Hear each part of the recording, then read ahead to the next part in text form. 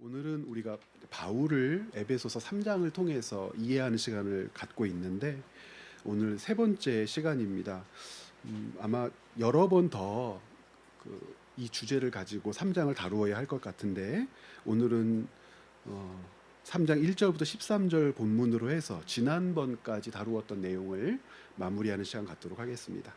나누어 드린 교환의 말씀이 표시되어 있죠. 오늘 3장 1절부터 13절까지 한 절씩 나누어서 읽도록 하겠습니다. 이러므로 그리스도 예수의 일로 너희 이방인을 위하여 갇힌 자 된 나 바울이 말하거니와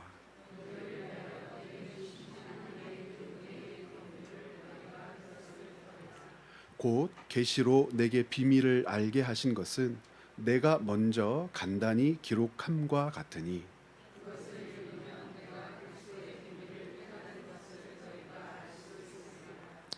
이제 그의 거룩한 사도들과 선지자들에게 성령으로 나타내신 것 같이 다른 세대에서는 사람의 아들들에게 알리지 아니하셨으니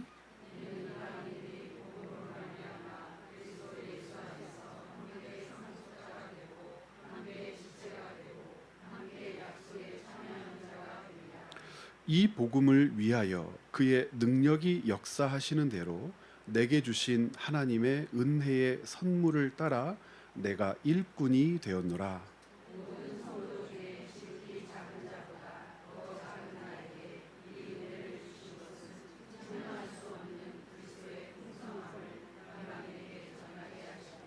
영원부터 만물을 창조하신 하나님 속에 감추어졌던 비밀의 경륜이 어떠한 것을 드러내게 하려 하심이라.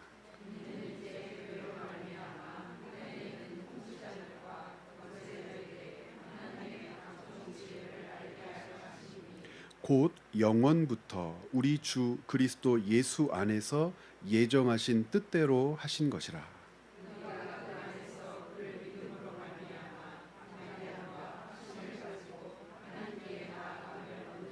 함께 읽겠습니다. 그러므로 너희에게 구하노니 너희를 위한 나의 여러 환난에 대하여 낙심하지 말라. 이는 너희의 영광이니라. 아멘. 에베소서를 관통하고 있는 가장 큰 주제는 교회됨이라고 하는 주제였습니다. 교회란 무엇인가? 그러니까 교회가 무엇인지를 여러 측면에서 설명하는 과정들, 우리가 지난 1장과 2장을 통해서 살펴봤었죠. 교회가 뭔가? 교회됨이라고 하는 것이 뭔가? 바울은 교회라고 하는 공동체를 바라보는 관점을 우리들에게 소개시켜 주면서 하나님께서 이 땅에 세우신 하나님의 기관으로서의 가치가 무엇인지를 먼저 불러일으켰어요. 교회를 부르고 교회를 인식하고 교회로 모인다고 할 때 그것이 왜 중요한지, 왜 간절해야 되는지, 교회라고 하는 공동체를 왜 사랑해야 되는지, 교회라고 하는 공동체로 모여서 무엇인가를 도모한다는 것의 의미가 무엇인지, 이런 모든 것들을 설명하는 데 있어서 먼저 무엇을 일깨웠냐면 그 교회라고 하는 공동체의 가치가 무엇인지를 우리에게 가르쳤단 말입니다. 교회라고 하는 공동체가 누리는 가장 중요한 가치가 무엇이었을까? 기억하고 계실지 모르겠는데 우리는 이 부분을 어디에서 확인했었냐면 에베소서 2장 1절부터 5절 말씀을 통해서 확인했습니다. 지금 찾아보지 않으셔도 됩니다. 조금 이따 함께 읽겠습니다. 에베소서 2장 1절부터 5절까지 교회라고 하는 공동체가 어떤 존재인지, 어떤 가치를 가지고 있는지를 가르칠 때 이 에베소서 2장 1절부터 5절 이 긴 말씀을 하나로 묶어서 한 단어로 이해하면 회복이라고 하는 개념이었습니다. 그런데 이 회복이라고 하는 개념이 성도들에게 어떻게 이해가 될까, 어떻게 인식이 될까 바울도 많이 걱정이 되었던 것 같아요. 왜냐하면 사람이 생각하는 회복이라고 하는 것은 하나님께서 성도들에게 주신 회복과는 조금 거리가 멀기 때문에 그래요. 회복이라고 하는 말은 같은데 하나님께서 우리에게 일으키신 역사로서의 회복과 성도들이 생각할 때 성도들이 하나님 앞에 바라며 기대하는 회복이라고 하는 것은 조금 차이가 있더라는 거예요. 물론 성도들이 하나님께 구하는 회복이라고 하는 것도 하나님께서 성도들에게 주신 회복이라고 하는 근거, 전제 위에 세워져야 하는 것이 맞는데, 그 근거, 기초를 모른 채 하나님 앞에 무엇인가 회복을 구한다는 것은 참 어리석은 일이 아닐 수 없기 때문에, 그래서 이 하나님께서 성도들에게 베풀어 주신 회복이라고 하는 것을 이해한다는 것은 교회라고 하는 공동체를 이해하는 것이고, 교회의 가치를 이해하는 것이고, 하나님께서 이 땅에 교회를 왜 내셨는지를 이해하는 것이고, 우리를 교회로 왜 부르셨는지를 이해하는, 이렇게 함께 엮여서 하나님의 백성이라고 하는 사실을 확인하게 하는 이 내용들을 에베소서에 담고 있단 말입니다. 여러 가지 설명들을 이전에도 했지만, 회복이라고 하는 관점에서 교회됨을 이해할 때 우리가 놓치지 말아야 될 첫 번째는 무엇이었죠? 교회라고 하는 하나님이 세우신 기관을 이해할 때 예배당 개념으로 절대 이해하면 안 된다 그랬습니다. 교회, 그러면 하나님께서 부르시는 교회는 한 사람 한 사람이 예수 그리스도로 말미암아 생명을 얻고 누리되 자기만을 위한 생명을 붙드는 사람이 아니라, 이 생명됨이라고 하는 것은 하나님께서 우리에게 붙여주신, 세워주신, 하나로 묶어주신 다른 지체를 위하여 존재하는 가치로서의 교회됨, 성도됨으로부터 이해되어야 한다고 그랬습니다. 그러니까 교회, 그러면 예배당의 화려한 어떤 건물이나 어떤 조직이나, 그러니까 예배당에서 이루어지는 어떤 일을 생각하기 이전에 교회라고 하는 것을 생각할 때 성령께서 거하시는 나 자신을 먼저 인식해야 되고, 나 자신을 인식할 때 내가 몸의 지체라고 하는 사실을 고백해내야 되고,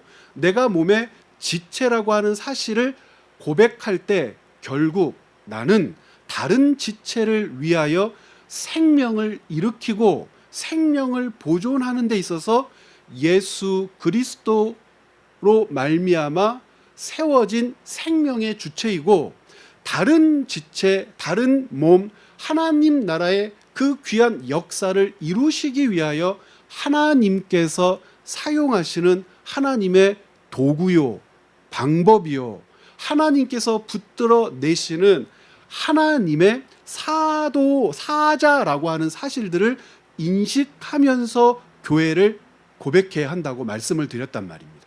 그러니까 내가 교회라고 하는 이 사실들을 붙들어 낸다는 것은 나는 지체입니다 라고 하는 고백이고, 지체는 자기 자신을 위해서 존재하는 지체가 없는 고로 내가 교회로 지체가 되었다는 것은 나로 말미암아 도움을 받는 자가 있다는 것이고, 세움을 받는 자가 있다는 것이고, 나로 말미암아 생명의 가치를 인식하는 자가 있다는 것이고, 나로 말미암아 눈물을 거두는 자, 나로 말미암아 소망을 다시 품게 되는 자들이 있게 된다는 것을 말하는 것이니까, 교회라고 하는 것을 인식하면서 회복이라고 하는 가치를 붙들어 낸다라고 하는 것은 나 자신만을 위해서가 아니요, 교회를 묶어내신, 이 땅에 교회를 세우신 하나님의 뜻에 더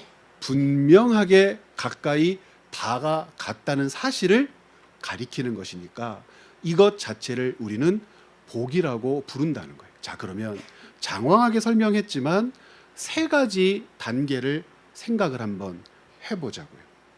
어떤 것이냐면, 하나님께서 우리라고 하는 존재, 교회라고 하는 가치를 알게 하실 때야 비로소 우리는 이 땅에 우리를, 하나님의 백성을 내시고 보존하시는 뜻을 알 수 있다고 했고, 그 분명한 사이에서는 그것을 연결하고 바르게 깨닫게 하는 요소로서는 가장 중요한 개념으로서 은혜라고 하는 것이 사용되어지게 되는데, 이 은혜라고 하는 것을 에베소서 2장 1절부터 5절에서는 회복이라고 하는 관점으로 우리를 가르치시더라.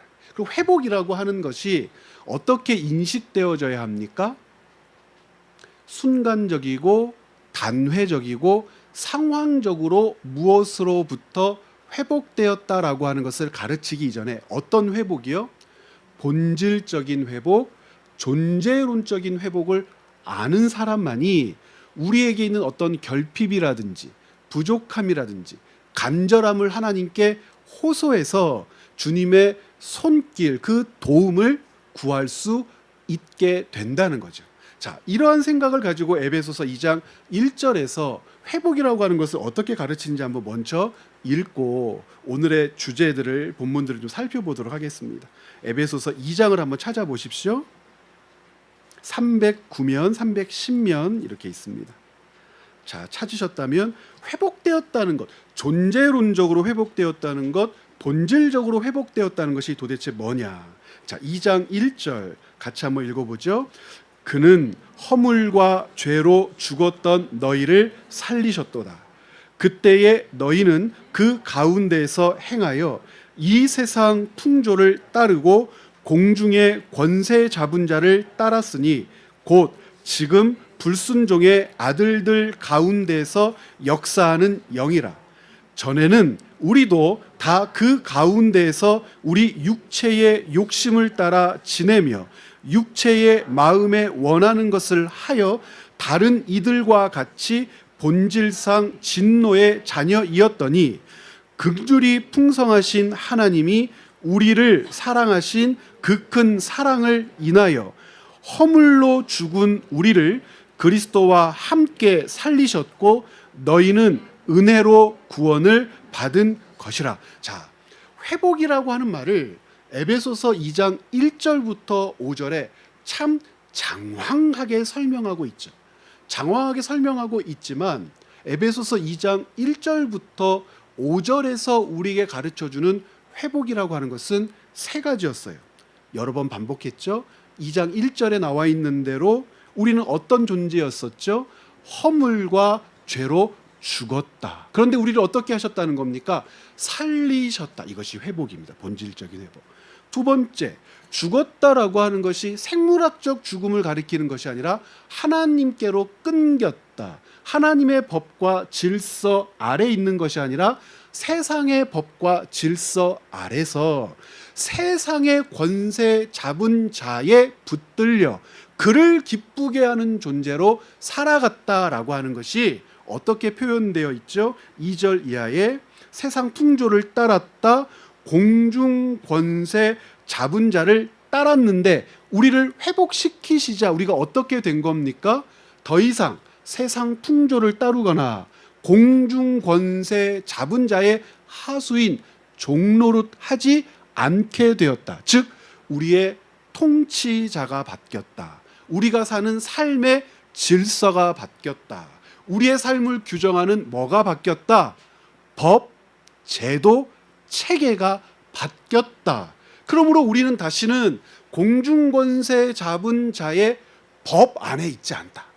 공중권세 잡은 자의 법과 질서는 하나님을 거절하게 하고 하나님의 일을 방해하는 것이고 하나님 나라 역사에 역행하여 하나님의 뜻을 거스르는 것인데 허물과 죄로 죽었던 우리들은 그것이 죄인 줄도 모르고 그것이 심판의 대상인지도 모르고 그렇게 살았는데 우리를 회복시키시자 깨닫게 되었다. 아, 세상의 질서와 공중권세 잡은 자의 하수인처럼 살았구나. 탐욕을 채우는 것이 복이라고 생각하며 살았구나. 유한한 생명 다음에는 영원한 심판이 있는데 그런 것들을 두려워하지 않고 살았구나. 죄가 가지고 온 가장 고통스러운 죽음, 그 공포를 무시하면서 외면하면서 어리석게 살았구나 라고 하는 것을 깨닫게 되죠. 회복된 사람들은 그것을 깨달아 어디에서 어디로 옮겨졌습니까? 세상 권세 잡은 자의 통치에서 하나님 나라 백성, 즉 하나님의 통치 아래로 우리가 옮겨진 것을 회복이라고 부르죠. 세 번째는 무엇을 회복이라고 불러요? 본질상 진노의 자녀로 있었다가 우리를 어떤 존재로 회복시키셨어요? 아들, 상속자, 예수 그리스도의 형제라고 우리를 세워주셨어요. 우리를 법적으로 하나님의 자녀가 되게 하셨고, 우리가 다 읽지는 못하는데 이 모든 사실을 누가 보증하게 하셨습니까? 성령께서 보증하여 우리의 이 지위가 없어지지 않도록, 이 지위를 잃지 않도록 하나님께서 두 가지를 동원하셔서 당신의 언약과 당신의 신실하신 성품을 동원하셔서 우리가 얻은 지위를 지켜내신다. 자, 그러면 회복이 되었다, 본질적으로 회복이 되었다, 존재론적으로 회복이 되었다라고 하는 것은 가난했다가 부자가 되었다, 병을 얻었다가 낫게 되었다, 뭔가 망했다가 다시 일으킴을 받게 되었다, 무엇인가를 다 손해봤다가 다시 모아서 이익을 얻게 되었다라고 하는 것을 회복이라고 먼저 말하지 않더라는 거예요. 바울이 먼저 우리에게 질문하는 것은 너희가 얼마나 귀한 사람인 줄 아느냐 그랬죠. 너희가 얼마나 소중한 존재인 줄 아느냐. 너희들을 하나님께서 어떻게 대우하시는 줄 아느냐. 너희를 회복시키기 위해서 하나님은 어떤 일까지 하셨어요? 당신의 아들을 죄책으로 내모셨어요. 우리가 짊어져야 될 죄에 대한 책임을 지게 하심으로 우리에게 자유를, 우리에게 즉 회복을, 에베소서 2장 1절부터 5절 가운데 나와 있는 대로 죽었던 자를 살리셨고, 공중권세 잡은 자의 통치 아래 있었던 우리를 옮기셔서 하나님 나라 백성으로 삼으셨고, 본질상 진노의 자녀, 심판의 대상이었는데 예수의 형제, 하나님 나라의 상속자, 하나님의 기업을 물려받을 자로 우리를 준비해 놓으셨는데, 이 모든 것들을 아는 자들이 이 땅에서 살며 활동하며 인지하며 하나님을 바라보도록 한 공동체를 가르쳐서 뭐라고 부르더라? 그것을 교회라고 부르더라. 그러므로 이 회복에 무엇을 아는 사람이요? 가치를 아는 사람이 살면서 이 땅에서 일어나는 일들을 바라보며 판단도 하고 평가도 하고, 판단하고 평가하는 중에 성령님과 교제하고 성령님과 하나님의 나라 일을 꿈꾸면서 무언가를 하나님께 뭐 할 수 있습니까? 간구할 수도 있고 바랄 수도 있는데, 그 간구와 바람 가운데에 우리가 무엇이라고 부르는 것도 있어요. 회복이라고 부르는 것도 있어요. 자, 그러면 본질적 회복, 존재론적인 회복을 아는 사람이 하나님 앞에 구하는 상황적 회복, 어떤 시기적 회복, 단회적인 어떤 것, 바라는 것들을 구한다는 것은 어떤 의미가 있을까요? 그것이 없으면 죽습니까? 그런 일은 없어요. 그것이 없으면 절망 가운데에서 영원히 사로잡혀 묶여 어찌할 수 없는 존재로 살 수밖에 없습니까? 그런 일 없어요.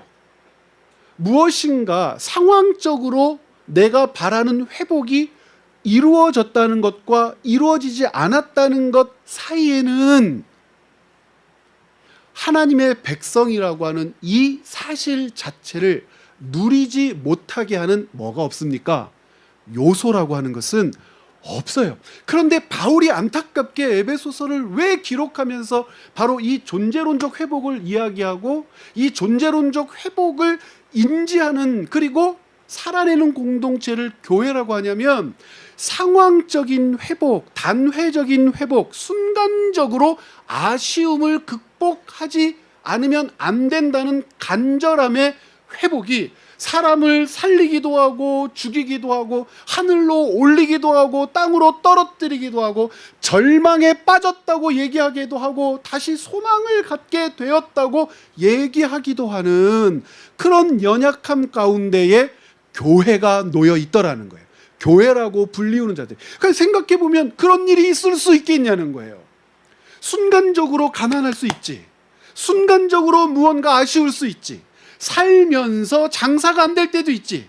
살면서 뭔가 많이 부족할 때도 있지. 그런데 그런 것들이 존재론적으로 회복되어 죽었다가 살아난 너희를, 공중권세 아래 있다가 하나님 통치 아래로 옮겨진 너희를, 본질상 진노의 자녀였는데 하나님 나라를 상속하려고 준비하고 있는 너희를 무너뜨릴 수 있느냐? 너희로 하여금 삶의 의미가 아무것도 아니라고 실망하며 좌절하는 상태로 그런 것들이 너희를 밀어버릴 수 있느냐? 실제로 그런 일들이 일어나니까 바울은 자기 자신을 예로 들어서 본질적으로 회복되고 존재론적으로 회복되었을 때 삶을 어떻게 바라보는지, 어떻게 살아가는지, 더 중요한 것은 무엇을 위하여 살아가는지를 자기 자신을 예로 들어서 가르치고 싶었던 거예요. 자기 자신을. 그 본질적으로 회복된 사람에게 있어서 은혜가 뭔지. 그래서 지난주에 굉장히 어려운 논지를 함께 여러분들과 나눴어요. 은혜의 보편성과 특별성, 제한성이라고 하는 개념이 있어요. 혹시 여러분 기억나십니까? 몇 페이지를 펴시냐면 3페이지를 펴보십시오. 중간쯤. 은혜라고 하는 것을 한번 생각을 한번 해보자는 거예요. 은혜. 은혜라고 하는 것이, 자, 지난주에 제가 이런 말씀을 드렸어요. 은혜라고 하는 것은 보편적인 개념입니까? 제한적인 개념입니까? 그러니까 보편적인 개념이라고 하는 것은 누구든지 누린다는 측면으로서 은혜를 바라봐야 합니까?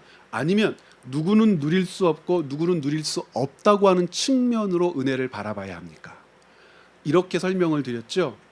하나님께서 구원하실 자기 백성을 처음부터 아시고 그를 위하여 일하실 때 우리는 그것을 하나님이 나를 선택하셨다고 하니까 끝까지 하나님께서 이 땅 인류를 구원해 내고자 하셨던 그 마음과 간절함과 역사를 통하여 선포되는 하나님의 호소를 외면하고 거절하는 자들이 있으니까 은혜라고 하는 측면이 구원을 받았느냐 구원을 받지 못했느냐라고 하는 관점에서 보면 이것은 어떤 사람들에게만 주어지는 하나님의 은총이라고 부를 수 있으니까 특별하다, 제한적이다라고 부를 수 있지만 구원받은 사람들이라고 불리우는 교회 공동체 안에서 은혜라고 하는 개념은 특별한 것이 될 수 없다고 그랬죠.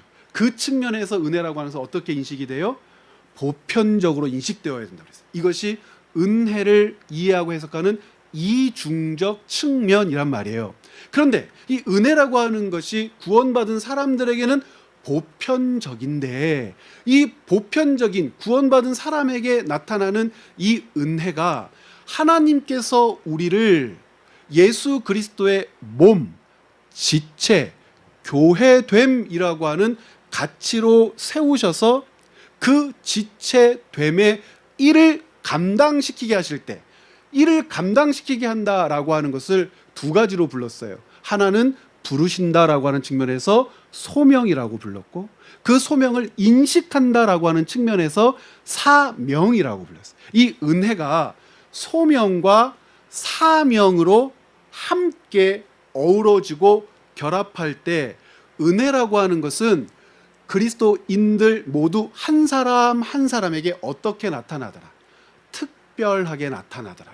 그럼 이 특별하게 나타나더라라고 하는 것이 좋다, 나쁘다, 귀하다, 천하다의 개념이 아닌 건 에베소서에서 교회를 가르치고 골로새서에서 교회를 가르칠 때 교회를 항상 몸과 지체로 가르치니까 우리 지체 중에서 특별하다, 귀하다, 높다라고 하는 것이 있을 수 있습니까? 제가 우리 교회에 축구 클럽이 있는데 몇 달 전에 축구 클럽 나가는 걸 중단했어요. 채비 축구팀. 오래전에 마라톤을 열심히 했을 때 오른쪽 무릎이 상해서 괜찮은 줄 알고 나가서 한 2달 열심히 했다가 못 걷겠더라고요. 절로 거려서. 그래서 지금까지 재활을 하고 있는데 지지난주쯤 다시 축구 클럽에 나가도 좋겠다라고 하는 판단이 설 만큼 오른쪽 무릎이 나은 거예요. 그런데 며칠 전부터 이제 왼쪽 무릎이 아프기를. 지금 재활 치료를 몇 달을 더 해야 될지 모르겠습니다. 오른쪽 무릎이 귀합니까? 왼쪽 무릎이 귀합니까? 오른손이 귀합니까? 왼쪽 손이 귀합니까? 이거 기능적 측면이죠. 지체가 가지고 있는 몸에 특별함이라는 게 있죠. 발만 할 수 있는 일. 발은 걷도록 우리에게 주어진 소중한 지체인데 손이 그 자리를 위협하면 누구만 손해예요? 손만 손해요. 그거 하라고 만들어진 지체가 아니잖아요. 그렇죠? 쥐고 붙들고 만지고 만들고 하라고 준 지체인데 얘가 이 모든 것들을 갖다가 떨쳐버리고 뭘 하겠대요? 걷겠대. 그러면 온 몸이 고생하는 거죠. 피가 계속 머리로 쏠려서 평생을 살아야 될 것 아니에요. 다른 지체가 손한테 뭐라고 그러겠어요? 너 때문에 우리 이게 뭐야 그러겠죠. 그런데 지체가 이 땅에 내신 뜻대로 만드신 뜻대로 자기의 역할을 감당하면 어떤 지체도 어떤 지체에게 원망하지 않아요. 자, 이러한 측면에서 하나님이 우리에게 주신 은혜라고 하는 것은 소명과 사명이라고 하는 말과 함께 결합될 때 은혜를 입은, 은혜로 구원받은 한 사람 한 사람에게 이 은혜라고 하는 것은 어떻게 나타나냐는 거예요. 특별하게 나타나다라는 거예요. 그러면 이 소명과 사명이라고 하는 것이 특별하게 나타날 때 잊지 말아야 될 것, 뭐가 있죠? 높고 낮음이 없죠. 좋고 나쁨이 없죠.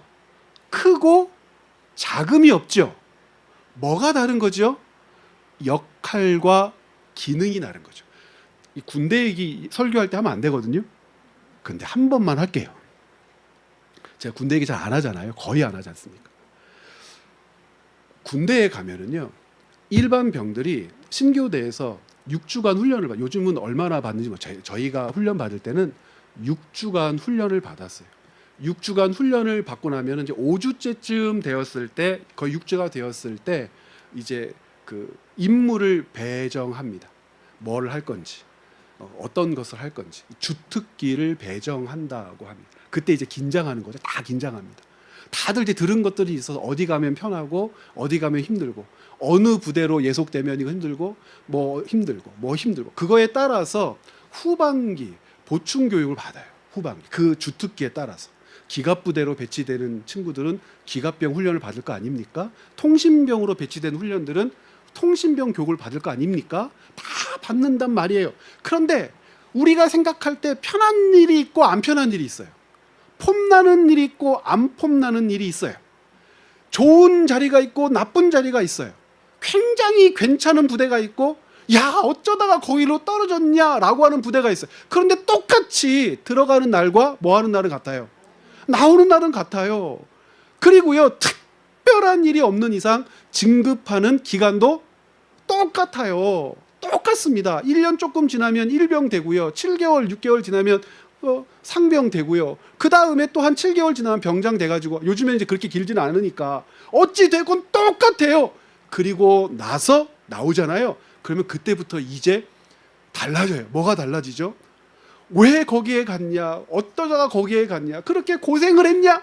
왜 하필이면 그곳이냐? 했던 사람들은요, 주님 나라 갈 때까지 계속 군대 얘기만 합니다. 가족이랑 밥 먹을 때도 군대 얘기, 친구랑 놀 때도 군대 얘기, 나는 뭐 어쩌고 저쩌고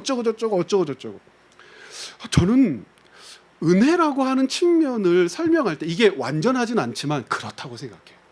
하나님께서 우리에게 주신 소명이라고 하는 것이 있고 이것을 발휘하는 사명이라고 하는 것이 있는데, 소명을 인식하고 깨닫지 못하면 은혜라고 하는 전제 근거 위에 이것들이 주어졌다라고 하는 사실을 망각한다는 거예요. 은혜, 이 본질적 회복, 존재론적 회복이 없이 하나님의 백성들은 뭘 감당할 수 없어요.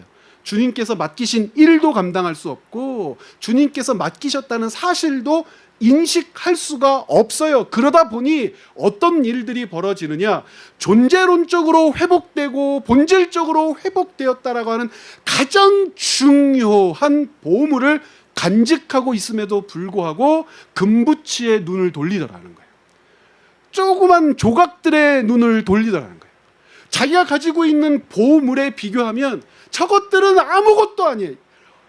있어도 그만 없어도 그만이 아니라 있으면 귀찮은 것들인 거예요. 어떻게 하면 이것을 더 누릴까 만질까 이것을 더 기뻐할까만 생각해도 세월이 부족하고 삶이 모자르고 이 충만한 기쁨과 감사의 내용들을 다 드러낼 수 없어서 우리의 인생이 너무너무 소중해요 라고 하는데, 이것 본질적인 회복 그 보물을 붙들고 있으면서도 이것을 하찮게 해요.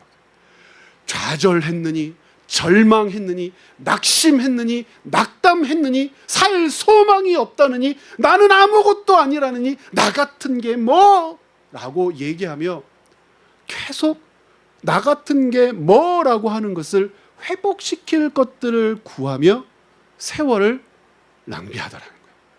왜 바울이 이런 얘기를 할 수 있느냐? 여러분, 소명을 정의했던 우리 교회의 정의를 기억하세요? 소명이냐 아니냐를 우리 어떻게 구별하자고 그랬죠? 첫 번째, 자, 은혜 위에 하나님의 부르심과 부르셨다라고 하는 인식이 발휘되는 것을 소명이고 사명이라고 하잖아요. 소명과 사명은 두 가지 종류로 또 나뉘어져요. 평생을 감당해야 될 일, 혹은 헌신과 봉사로 감당해야 될 일. 모든 사람들에게는 그렇게 나뉘어요. 그런데 이것이 하나님의 부르심이라고 하는 사실을 인식하며 살아내는 데는 세 가지 과정이 있어요. 특별히 평생을 직업이라고 불러도 괜찮고 목매었다고 해도 괜찮고 이것을 붙들며 살아가야 돼라고 하는 강한 의지라고 해도 괜찮은데, 그렇게 되려면 어떤 사람은 40평생, 50평생 뭔가를 사부작 일할 수 있는 힘이 있을 때부터 돈을 받고 일하는 순간부터 그 일을 놓을 때까지 평생을 그 일을 감당해야 되는데 막 감당할 수 있어요? 그럴 수 없지 않습니까? 많은 사람들은 그렇게 직업을 정할 때 어떻게 정하죠? 우리나라 같은 경우에 뭘 그렇게 띄엄띄엄 말씀하십니까? 성적순이에요, 성적순. 그렇죠? 여러분 부인할 수 있습니까? 그리스도인 부모들, 자녀를 기르시고 있는 부모들은 아이들의 평생의 직업을 정할 때 정말 성적순으로 정하면 안 돼요. 정말 안 돼요. 우리 경계해야 돼요. 혹시나 그런 욕심이 있는지 없는지. 아이들이 자라가는 동안 계속 상담하고 아이들의 삶을 살피고 그들이 무엇을 하며 살 것인가, 무엇을 하고 살고 싶어 하는가를 들어주고, 그리고 그 마음을 받아주지 않으면 공부 잘하는 아이가 여러분 자녀로 있을 때 아이가 저 빵 만들래요 그러면 여러분들 절망합니다. 전교에서 1등이 아니라 전국에서 1% 안에 드는 아이가 저 미용사가 되고 싶어요 라고, 미용사 선생님들도 계시고 그러는데 여러분 상처 드리려고 그러는 게 아니에요.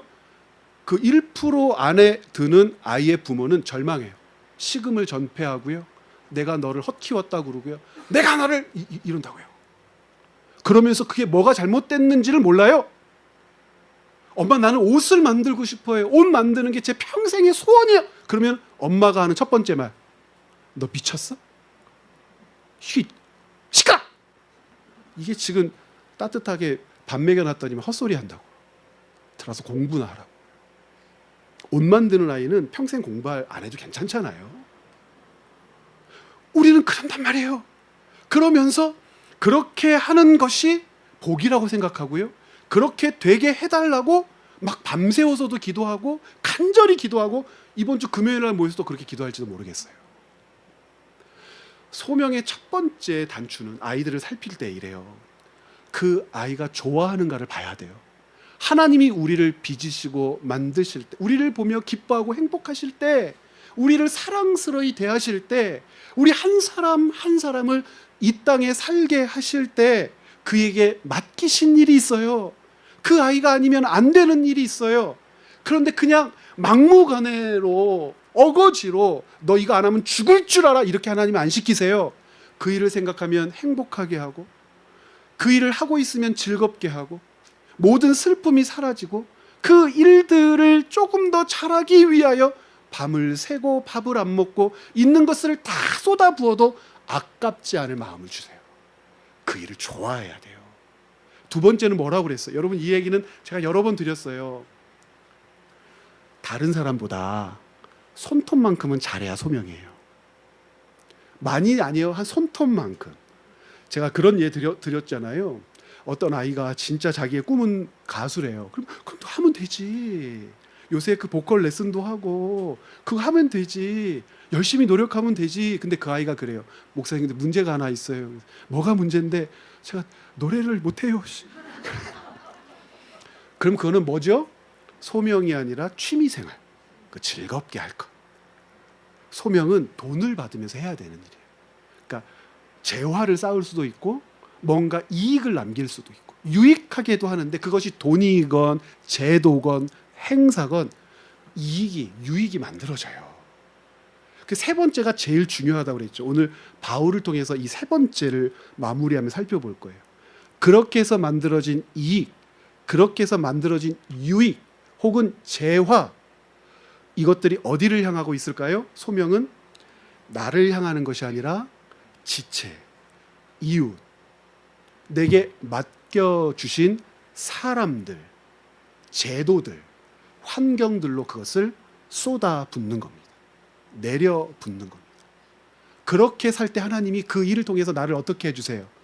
먹고 살게도 해주시고, 여유 있게도 해주시고, 집도 장만하게 해주시고, 가끔 가다가 가족 여행도 보내주시고, 그리고 열심히 노력해서 적금도 들게 해주시고, 미래를 위해서 다른 일들을 사부작 투자하며, 혹은 죽을 때 자녀에게 유산을 물려줄 수 있을 만큼 내 삶을 가꿔 가게도 하시는 거예요. 그런데 원칙은요, 그 이익과 유익이 내 것을 위하여 내 창고에 들이고 쌓고 채우는데 목적하는 것이 아니요, 계속해서 만들어진 것들이 어디로 흘러가야 되는지, 누구를 위하여 흘러가야 되는지, 왜 그곳을 위하여 흘러가야 하는지를 평생 고민하며 하나님께서 맡겨주신 그 직을 붙들어 낼 때 우린 그걸 뭐라고 부른다고요?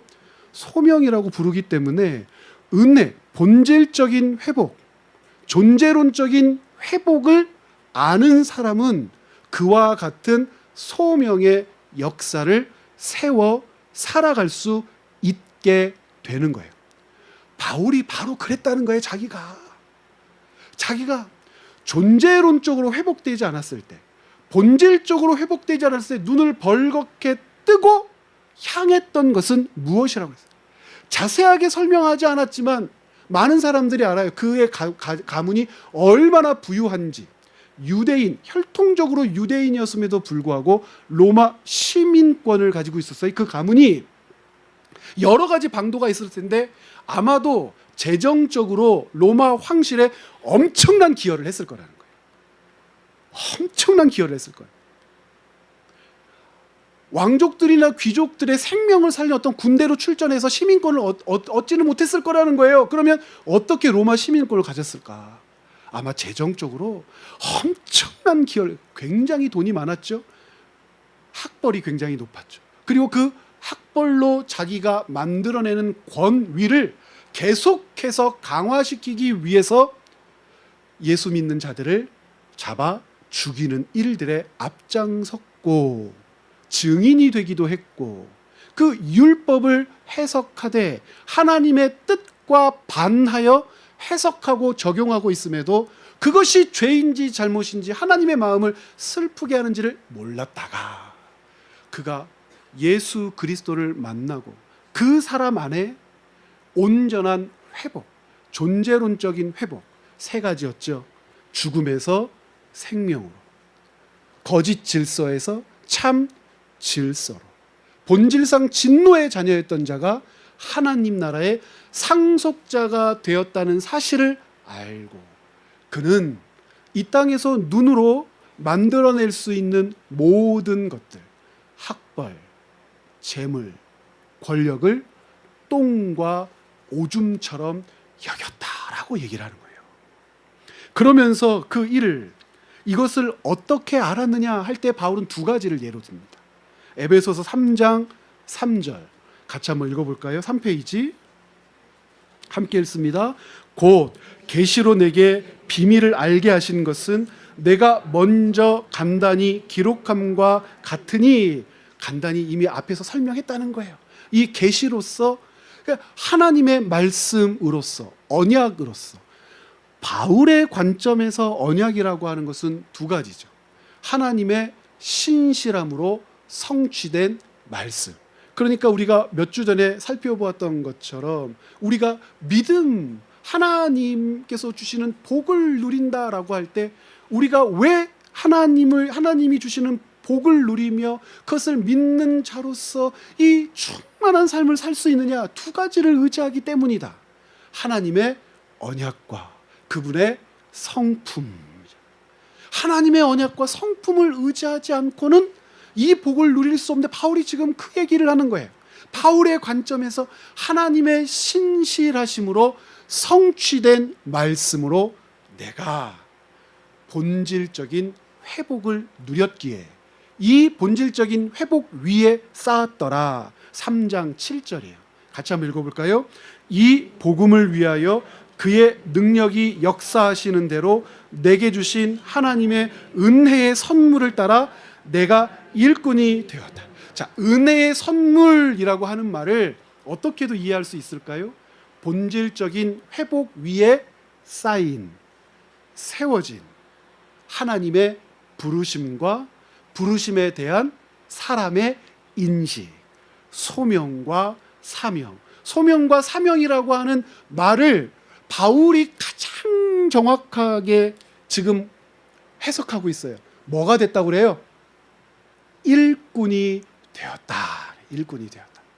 그러면 본질적인 회복을 아는 사람이 일꾼이 되어서 살 때 그가 상황적, 순간적으로 하나님 앞에 요청하는 회복이라고 하는 것은 뭘까요? 일꾼이 뭔가를 회복하고 싶어. 뭔가 부족한 것을 충족하고 싶어. 뭔가 아쉬운 것을 해소하고 싶어. 일꾼도 그럴 거 아닙니까? 그런데 일꾼은 무엇 위에서 그런 것들을 구하는 거예요? 누구에게 손해가 되면 주인이 허락하는 것이니까 철저하게 누구의 관점에서 그 허락 유무를 진단해 보겠어요? 그런 주인의 관점에서 뭔가를 계속 유지하고 싶어. 계속 이거 하고 싶어. 예를 들어서 밭 가는 일꾼은 이게 너무 좋아서 밭만 갈고 싶어. 계속 갈고 싶어. 나 이것만 하게 해주세요. 막 그럴 수 있어요. 그런데 주인이 어느 날 콩 털어라. 그러면 뭐 해야 돼요? 돌이키죠. 해야죠. 제가 늘 말씀드리 돌이키지 안 해봤어요. 어떻게 하는지 봤어요. 예. 동영상 같은 거. 갈고 이렇게 달린 거를 이렇게 달린 거 이렇게 해서 이렇게 때리더라고요. 이 돌이 깨져. 주인이 하라 그러면 아무리 내가 좋아하는 일도 잘하는 일도 옮겨야죠. 그런데 중간에 바랄 수는 있죠. 계속 하고 싶어요. 저 이거 잘해요. 이거 하면 행복해요. 착한 주인, 선한 주인, 우리의 신실한 주인은 아마 계속 하게도 해줄 거예요. 근데 그 주인이 안 돼라고 말하시면 어떤 경우일까요? 주인에게 이익이 될까? 되기 때문에? 아니라 나는 나를 일꾼이라고 부르지 마. 나 같은 것은 무익하다고 고백하지 마. 주인께서는 내게 주인이 아니라 뭐가 되고 싶어 하세요? 아버지가 되고 싶어 하시고 하나님 나라의 일을 상속하고 싶어 하시는 주인이시잖아요. 그러면 그 주인이 안 돼. 여기서 그만. 옮겨야 돼. 라고 하신다면, 그리고 손을 끌어서 이리 오라니까 라고 하신다면 내게 수해가 되는 걸까요? 아니면 손해가 되는 걸까요? 수해가 되는 거예요. 이것이 지금 바울이 이야기하는 존재론적 본질적 회복을 이룬 사람이 자기에게 맡겨진 삶, 직업이면 직업, 위치면 위치, 관계면 관계 가운데에서 인식하는 자의식의 신앙이에요. 그래서 3페이지 맨 아랫단 보면 위임하셨다라고 하는 것을 일꾼됨이라고 고백한다면, 바울은 자신을 하나님의 일꾼 그러잖아요. 하나님 나라의 일꾼이라고 소개하는데, 일꾼이라고 하는 말이 우리식으로 생각하시면 안 됩니다. 생사여탈권이 주인에게 있다는 것을 전제하면서 일꾼이라고도 해야 하고요. 일꾼이 가지고 있는 가장 기본적인 어떤 지식, 판단, 그것은 주인이 자신을 위해서, 주인 자신을 위해서 뭘 맡기셨다는 겁니까? 이를 위임하셨다는 것을 전제합니다. 그러면 이 표현, 바울이 일꾼이라고 하는 이 표현, 위임하셨다라고 하는 이 표현은 모든 권한을 종에게, 일꾼에게 뭐 했다는 것이지만, 맡겼다는 의미지만, 그 권한은 이를 맡긴 주인을 위해 사용되어야 하는 건 맞습니까? 자, 그러면 주인을 위해 주인이 맡긴 권한을 사용한다고 할 때 바울이 가르치는 개념이 뭐냐는 거예요. 바로 그것이 교회됨. 교회됨은 지체됨. 지체됨은 예수 그리스도를 머리로 한 하나의 공동체됨이니까, 주인께서 내게 맡기신 권한, 그 권한을 위임하셨고 그 맡은 권한을 주인을 위하여 사용한다는 것은 어떤 역할을 감당한다는 거예요? 교회니까, 지체니까 지체의 역할을 감당하는 거죠. 누구를 유익하게 하는 것이 주인을 유익하게 하는 것입니까? 다른 지체를 유익하게 하는 것이 주인을 유익하게 하는 거란 말이에요. 근데 이게 왜 어렵죠? 이론상으로는 맞아, 지금 다 맞아 그러잖아요. 이렇게 살면 분한 거예요. 왜 나만? 속상한 거예요. 언제까지? 보람이 없는 거예요. 다른 사람의 기쁨을 위해서 내가 땀을 흘려야 한다는 것이 나를 기쁘게 하지 못해. 내 창고를 채우는 일이 아니고, 내 소유를 늘리는 일이 아니고, 내가 높아지는 일이 아니니까. 오죽하면 예수님과 3년을 동행했던 제자들이 예수님에게 그리하지 마옵소서 그랬겠어요. 높아지고자 하는 자는 낮아지고, 으뜸이 되고자 하는 자는 섬기는 자가 되어야 한다는 말을 제자들이 듣고 이해하지 못했을까? 이해했기 때문에 거절했죠. 오늘날 교회 공동체가 그래요. 하나님의 말씀을 이해하지 못해서 거절할까요? 저는 아니라고 생각합니다. 너무나 잘 알기 때문에. 뭐를 잘 알죠? 하나님의 말씀대로 산다는 건 분한 일이야. 하나님의 말씀대로 산다는 건 다른 사람의 곳간을 위하여 내가 땀 흘리는 일이야. 하나님의 말씀대로 산다는 건 내가 곰이 되고 다른 사람이 주인이 된다는 거야. 재주는 곰이 부리고 돈은 주인을 떼놈이라고 하던데, 다 아는 거예요. 적용의 포인트에 부르는 호칭은 다르겠지만, 그래서 그 권한은 일을 맡긴 주인을 위해 사용되어야 하죠. 일꾼은 모든 순간 주인을 섬기는 일을 위해 위임받은 권한을 행사하는 것이지, 나를 섬기고 나를 위해 그 권한을 행사하는 일이란 없어요. 바울은 계시와 위임이 서로 분리될 수 없음을 알아요. 하나님이 특별한 계시를 주셨다면 그것은 전하는 사명 또한 반드시 따르죠.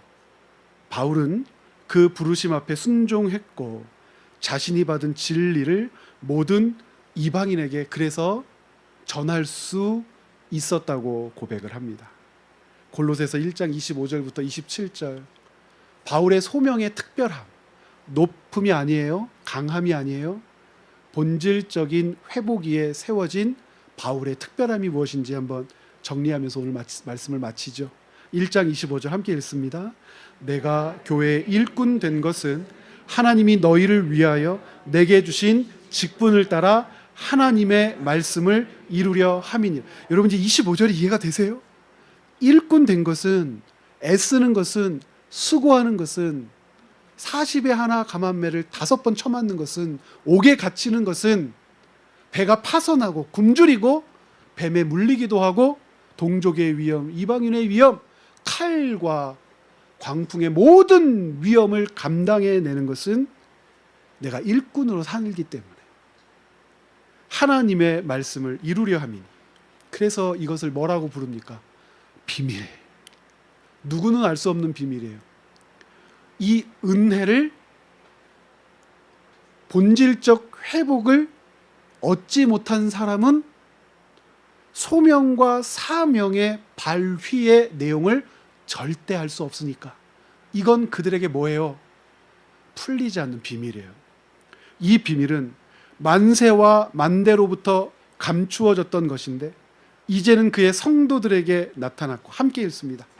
하나님이 그들로 하여금 이 비밀의 영광이 이방인 가운데 얼마나 풍성한지를 알게 하려 하심이라.